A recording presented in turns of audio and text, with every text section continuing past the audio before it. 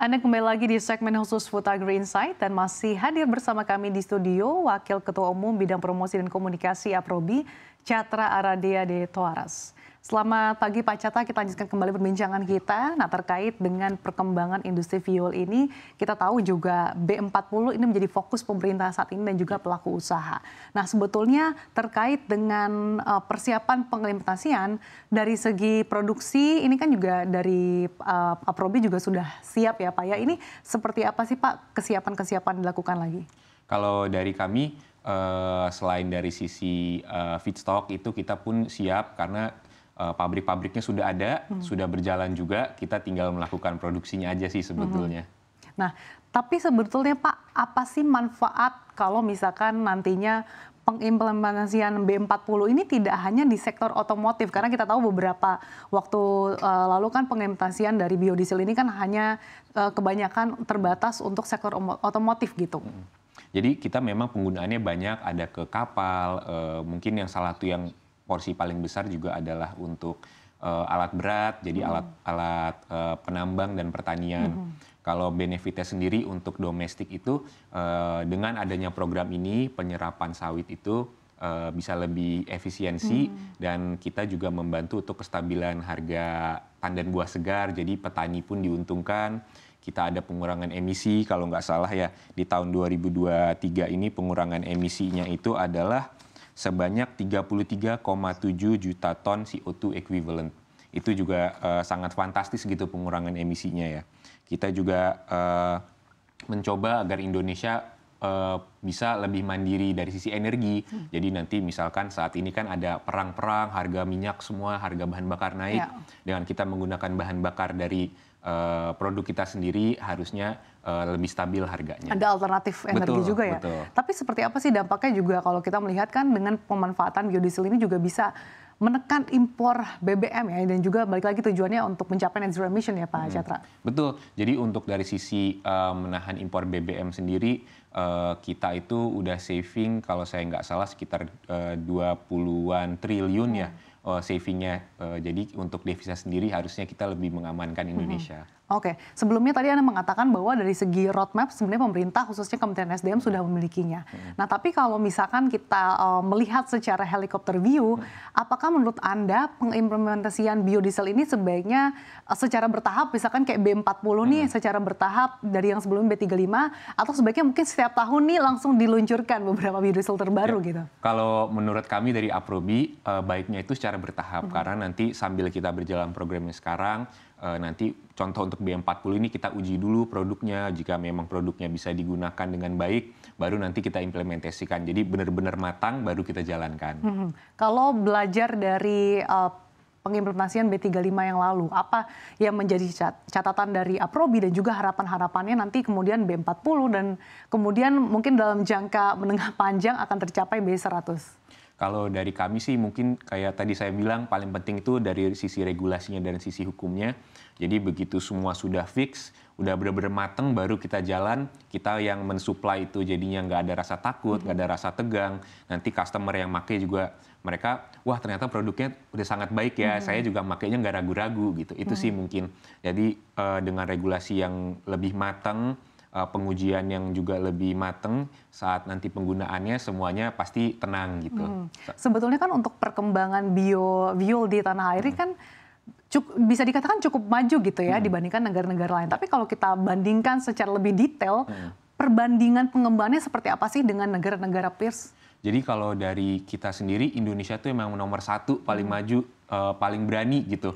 Udah sampai B35 sekarang, bahkan mau sampai B40. Kalau di luar negeri ada yang masih B5, B10. Jadi benar-benar ketinggalan jauh lah kalau misalkan kita ada seminar sama pihak-pihak teman-teman negara lain gitu ya. Mereka sampai kaget gitu. Gimana caranya Indonesia bisa sampai B35, B40 gitu ke depannya. Jadi memang fantastis sekali sih program ini. Apakah ini juga seiring jalan dengan awareness dari masyarakat terkait dengan pemanfaatan biodiesel ini?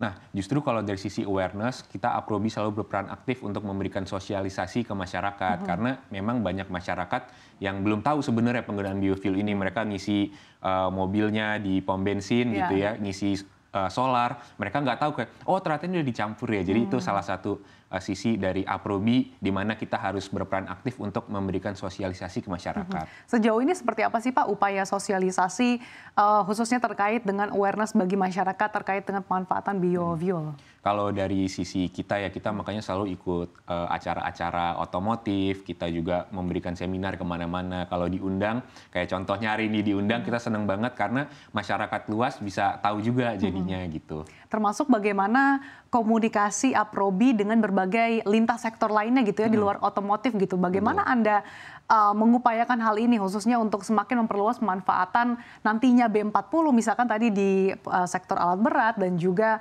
perkapalan? Nah, kalau dari kita itu berpartisipasi terus untuk pengujian. Jadi misalkan ada yang butuh, Pak kita mau melakukan pengujian, oke pasti kita akan dukung dari sisi bahan bakunya dari biofuelnya sendiri, pasti kita akan berikan, kita akan ikut kalau memang kita perlu dana untuk pengujian tersebut, kita siap gitu. Kalau dari segi pemberdayaan masyarakat yang pada nantinya akan juga berdampak bagi sosial dan ekonomi masyarakat lokal sendiri seperti apa Pak? Kalau dari masyarakat sebenarnya masyarakat itu sekarang udah mulai tahu ya tentang program biofuel ini karena adanya berita-berita dan sosialisasi. Mereka juga aku rasa masih pada belajar sih, makanya dari sisi ini kita mau terus berpartisipasi aktif. Gitu. Tapi kalau dari peran pemerintah sendiri seperti apa untuk bisa meningkatkan awareness juga bagi masyarakat terkait dengan pemanfaatan biofuel ini? Nah, kalau dari pemerintah sendiri, ini makanya hebatnya juga pemerintah kita ya. Mereka kalau misalkan kita ada acara, mereka kita undang, pasti mereka mau. Kita nggak perlu ngundang mereka 2 kali, pasti oke, kami akan hadir, kami akan bantu. Bukti gitu. Keseriusan juga dari pemerintah ya. Lalu apakah sejauh ini ada program-program atau kerjasama khusus nih dari Aprobi dan pemerintah untuk semakin mengakselerasi pemanfaatan biodiesel ini Pak Catra? Mungkin dari sisi regulasi tadi, dari sisi sosialisasi mereka juga udah banyak ikut. Terus pemerintah juga udah banyak partisipasi aktif juga sih dalam kegiatan-kegiatan biofuel ini. Gitu. Selain regulasi, apakah ada harapan insentif dari Aprobi, khususnya dari pemerintah untuk semakin mengembangkan industri ini, Pak? Kalau pemerintahnya dari sisi pemerintah nanti apalagi Pak Prabowo, Pak Gibran semangat, pasti dari kita semangat juga. Jadi mungkin kita perlu bukti keseriusan itu dan pasti kita akan semangat mendukung terus juga sih. Di awal Anda sempat menyebutkan dengan adanya regulasi, kepastian regulasi ini tentunya akan semakin memberikan karpet merah gitu ya Pak bagi para pelaku usaha yang baru ingin terjun di industri ini. Nah seperti apa sih Anda melihat potensi usaha ini Pak khususnya di Indonesia karena kita lihat bahwa marketnya ini masih cukup besar untuk digali. Jadi kalau dari sisi kita, pemerintah itu memang sering mengundang kita FGD untuk menanyakan gitu sebenarnya bagaimana cara membuat program ini lebih baik. Jadi memang dari awalnya program ini berjalan sampai sekarang udah banyak sekali improvement gitu. Apa sih yang harus dibenahin? Dan aku rasa juga dari sisi regulasi maupun dari sisi penyerapan itu masih banyak potensi yang bisa kita cari lagi gitu. Lalu seperti apa? Tadi kan kita juga sudah sempat berbincang ya Pak di awal terkait dengan perjalanan industri biofuel di tanah air yang sudah selama 20 tahun ini. Nah kemudian kalau misalkan kita bandingkan juga dari segi perhatian pemerintah, itu seperti apa sih Pak? Dan kemudian apa catatan-catatan dari Aprobi terkait dengan pengembangan industri ini Pak? Jadi mungkin kalau dari pemerintah itu untuk khususnya ya ke kita ya, mereka banyak membantu juga. Jadi misalkan kalau ada yang mau investasi untuk program biofuel ini bisa langsung menghubungi ke pemerintahan terkait gitu, ke kementerian terkait. Jadi nanti akan dijelaskan. Nanti dari kementerian itu masih kurang jelas, boleh dikasih kontaknya ke kita agar kita bisa memberikan penjelasan. Jadi memang pemerintah ini cukup mendorong investasi program biofuel ini. Cuman mungkin yang kalau yang kita butuhkan gitu sekarang, kalau nanti kita sudah ada investasi, kita minta ada perlindungan dari pemerintah. Nanti kan kita takut mereka udah jalan pabriknya, tiba-tiba program ini berhenti ya, kita stop. Jadi kita kan ketakutan. Jadi moga-moga di kepemimpinan yang baru ini ada sebuah kepastian hukum gitu, agar kita yang berusaha nanti lebih tenang, itu sih. Oke, baik.